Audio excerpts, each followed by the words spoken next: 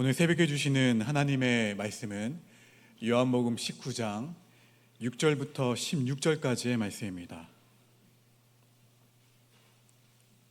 요한복음 19장 6절부터 16절까지의 말씀입니다.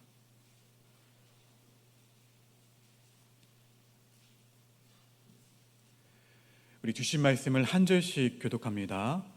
대제사장들과 아랫사람들이 예수를 보고 소리질러 이르되 십자가에 못 박으소서 십자가에 못 박으소서 하는지라. 빌라도가 이르되 너희가 친히 데려다가 십자가에 못 박으라. 나는 그에게서 죄를 찾지 못하였노라.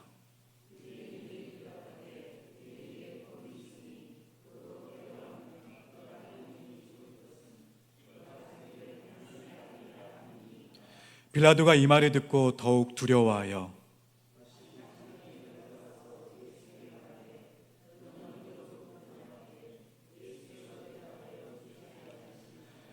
빌라도가 이르되 내게 말하지 아니하느냐? 내가 너를 놓을 고난도 있고 십자가에 못 박을 고난도 있는 줄 알지 못하느냐?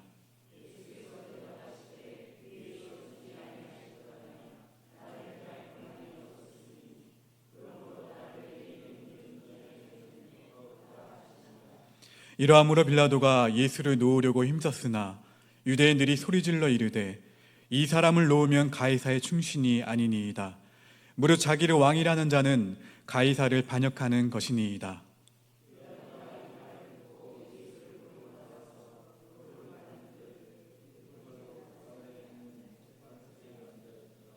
이날은 유월절의 준비일이요 때는 제6시라. 빌라도가 유대인들에게 이르되 보라 너희 왕이로다.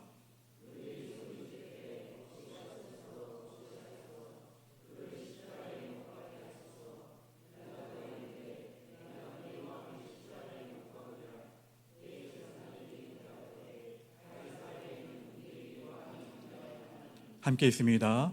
이에 예수를 십자가에 못 박도록 그들에게 넘겨주니라. 아멘. 이 시간 삼여신도에 나오셔서 특송하시겠습니다.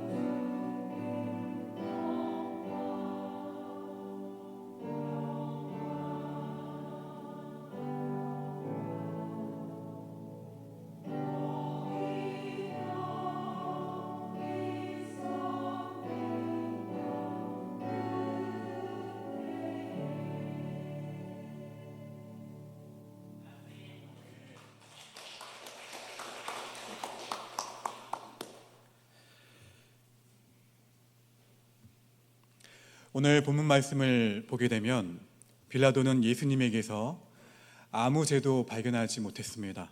그런데 요한복음 19장 2절과 3절 말씀을 보시게 되면 우리 함께 읽겠습니다. 요한복음 19장 2절과 3절입니다. 시작. 군인들이 가시나무로 관을 엮어 그의 머리에 씌우고 자색 옷을 입히고 앞에 가서 이르되 유대인의 왕이여 평안할지어다 하며 손으로 때리더라. 군인들이 가시나무로 관을 엮어서 예수님의 머리에 씌웠습니다. 그리고 잔인한 경멸과 그리고 모욕적인 핍박을 할 때에 빌라도는 제지도 하지도 않았습니다. 본문 10절 말씀을 보시게 되면 함께 있습니다. 시작. 빌라도가 이르되 내게 말하지 아니하느냐 내가 너를 놓을 고난도 있고 십자가에 못 박을 고난도 있는 줄 알지 못하느냐. 빌라도는 세속의 고난을 다 가지고 있었지만 마치 아무 고난도 없는 것처럼 행동했습니다. 그러나 예수님은 어떠십니까? 아무런 저항도 하지 않으시고 아무런 고난도 없으신 것처럼 빌라도 앞에 그냥 서 계셨어요. 서 계셨으나 사실 우리는 다 알고 있죠. 세상의 모든 권세를 가진 분이 누구시라고요? 예수님이시라는 것을요. 그래서 예수님을 향한 그 군인들의 비웃음, 유대인의 왕이라는 그 놀림은 오히려 우리에게 역설적으로 다가옵니다. 전능하신 그 능력의 예수님께서 오직 우리를 위해서 경멸과 핍박을 기쁨으로 당하신 거예요. 오직 나 때문에. 우리 요한복음 19장 5절 말씀입니다. 함께 읽습니다. 시작.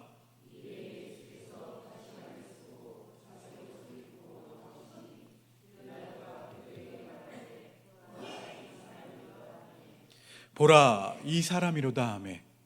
빌라도의 이 말은 가야바의 예언을 떠올리게 합니다. 가야바의 예언인데요, 요한복음 11장 50절입니다. 함께 있습니다. 한 사람이 백성을 위하여 죽어서 온 민족이 망하지 않게 되는 것이 너희에게 유익한 줄을 생각하지 아니하는다 하였으니, 온 민족을 구하기 위해서 목숨을 내어 바칠 한 사람이 바로 이 사람이다. 예수님의 왕되심은 역설적으로 예수님을 비난하는 사람들과 유대인들의 입술을 통해서 드러나고 있어요. 그리고 군중의 동정심을 자극해서 예수님을 놓아줄 핑계로 꺼낸 빌라도의 이 한마디, 보라 이 사람이로다. 이 말은 오히려 화살이 되어서 빌라도에게 돌아왔습니다. 군중들이 뭐라고 소리를 지릅니까? 보면 6절과 7절입니다. 우리 함께 있습니다. 시작.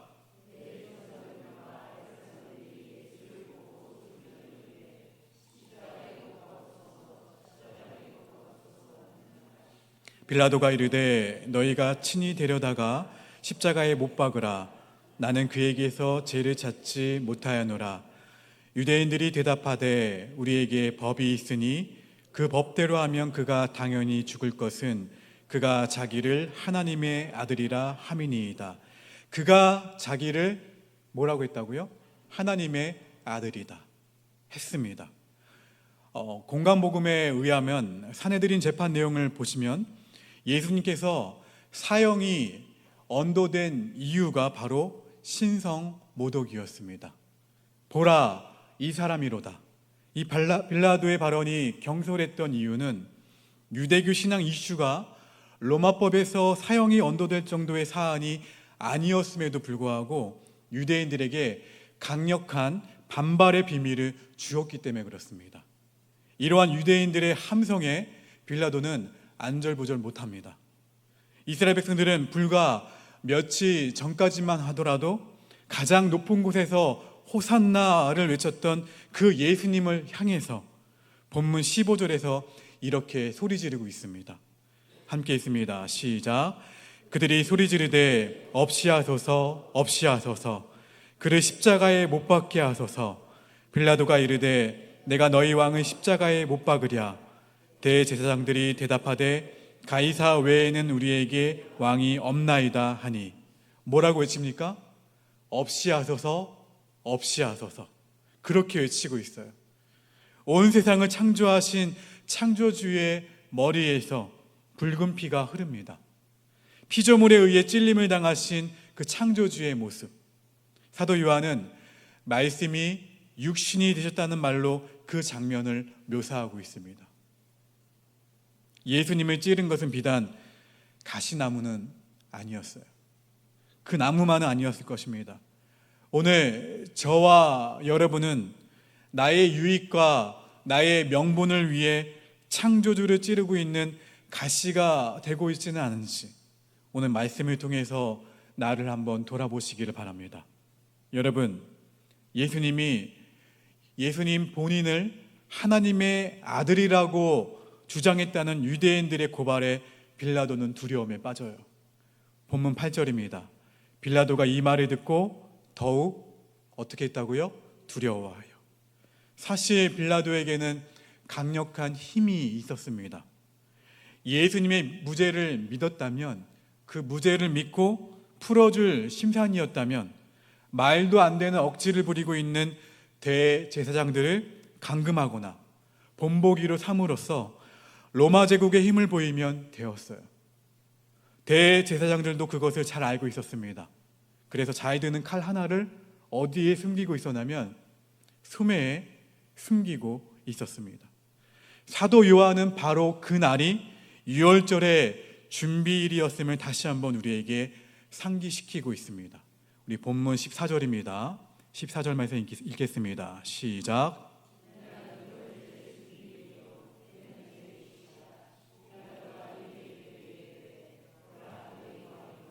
그러나 죄 없으신 하나님의 어린 양은 이 대속의 여정 가운데에서 아무런 말씀을 하지 않으셨어요.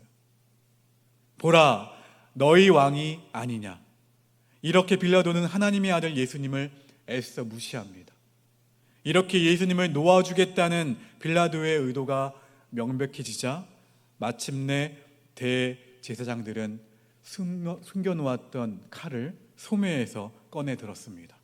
다시 한번 15절입니다. 천천히 읽겠습니다. 시작. 그들이 소리 지르되 없이 하소서, 없이 하소서, 그를 십자가에 못 박게 하소서.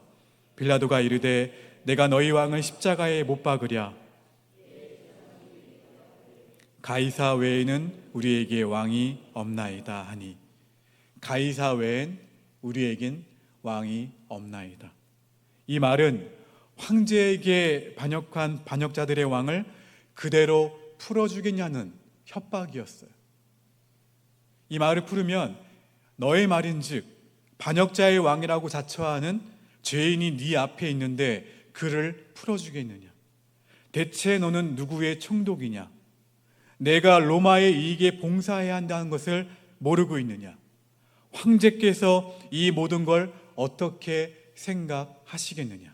이 말이었어요. 세상의 힘을 다 가진 듯 보였던 빌라도는 이렇게 스스로가 만든 올무에 묶여버리게 됩니다. 야고보서 1장 15절 말씀을 보시게 되면 욕심이 잉태한 즉 죄를 낳고 죄가 장성한 즉 사망을 낳으리라 말씀합니다.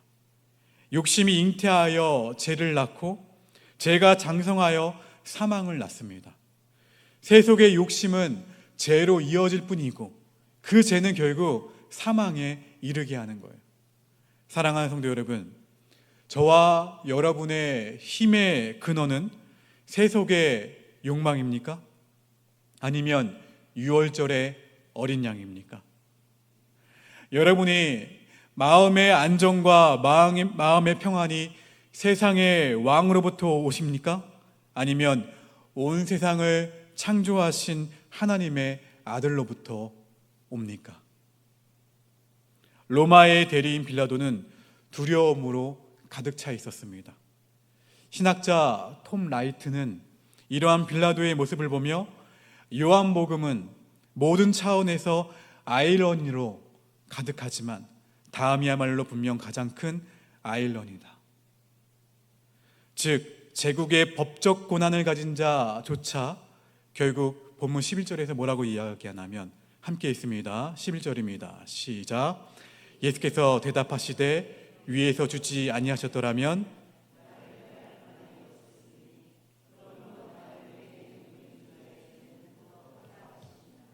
결국 모든 것이 하나님의 계획 아래 놓여 있음을 보여주는 이 아이러니는 정작 예수님을 놓아주려는 빌라도의 마음속에 더욱 극명하게 드러납니다.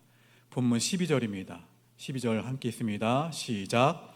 이러함으로 빌라도가 예수를 놓으려고 힘썼으나 유대인들이 소리질러 이르되 이 사람을 놓으면 가이사의 충신이 아니니이다. 무릇 자기를 왕이라는 자는 가이사를 반역하는 것이니이다. 보라, 이 사람이로다. 석방을 선언하는 빌라도 앞에 황당하게도 자기 동족을 십자가에 못 박으라는 대답이 돌아왔어요. 얼마 전까지만 하더라도 유대인의 왕이라, 우리의 왕이라 하면서 호산나 그렇게 외치던 그들의 군중들의 외침이 어떻게 해요? 십자가에 못 박으라, 그렇게 바뀌어 버렸습니다. 이 모순을 어떻게 설명할 수 있을까요? 성경은 수천 년 동안 메시아를 고대했던 백성들이 자신들의 손으로 메시아를 십자가에 못 박는 그 참담한 결과에 이르는 이 모순의 과정을 이방 장교 빌라도의 눈을 통해 우리에게 보여주고 있습니다. 이처럼 관습과 전통이 우상이 될 때 우리는 누구를 놓치게 되냐면 예수님을 놓치게 돼요. 누구도 자신할 수가 없습니다. 나의 경험과 나의 신앙이 나의 기준이 될 때 우린 도리어 메시아를 십자가에 못 박는 모순에 빠지게 되는 거예요. 그래서 우리는 오직 하나님 말씀 위에 바르게 서야 됩니다. 이방인조차 선명하게 알아볼 수 있었던 하나님의 아들을 정작 유대인들이 보지 못했던 것은 자신의 경험과 자신들의 신앙만이 옳다고 생각했기 때문에 그래요. 말씀이 육신이 되어 가시나무에 찔리는 그 모순적인 상황을 그들은 옳다고 생각했던 것입니다. 사랑하는 성도 여러분, 예외는 없습니다.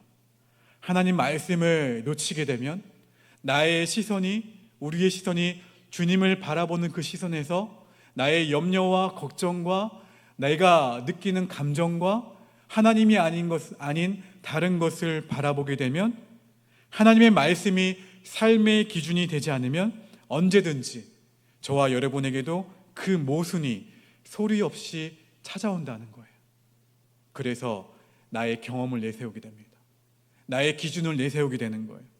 여러분, 말씀을 붙들고 말씀이 기준이 되는 그러한 삶을 살아갈 수 있는 저와 여러분 모두가 되기를 주의 이름으로 축원합니다. 그래서 이 고난주간 더욱더 주님을 바라보시고 주님만을 붙들며 말씀만을 붙들며 나아갈 수 있는 우리 모두가 되기를 주의 이름으로 축원합니다. 우리 함께 저를 따라서 한번 고백하실까요? 말씀을 놓치지 않고 말씀을 붙잡겠습니다. 말씀이 삶의 기준이 되게 하소서. 할렐루야. 이 말씀을 기억하시면서 함께 찬양합니다. 주님, 삶의 어려움 앞에, 삶의 문제와 염려와 걱정 앞에, 나의 욕망 앞에 내가 주님보다 앞설 때가 참 많습니다. 그래서 내 안에 계신 성령님을 바라보지 못하고 낙심하고 실망하며 또한 실패하며 그 가운데 주저하며 그 앞에 앉아 세상을 한탄하며 그 앞에 괴로움에 빠질 때가 참 많습니다. 주님, 고난주간 이 새벽 나의 왕 되시며 나를 지으시고 나를 너무나도 잘 알고 계신 주님 앞에 우리 모두가 나의 왕된 모든 모습들을 다 내려놓고 나의 왕이신, 나의 주이신 그 주님만을 붙잡겠습니다. 하나님의 말씀만을 붙들겠습니다. 이렇게 고백하며 함께 오늘은 침묵을 함께 기도하겠습니다.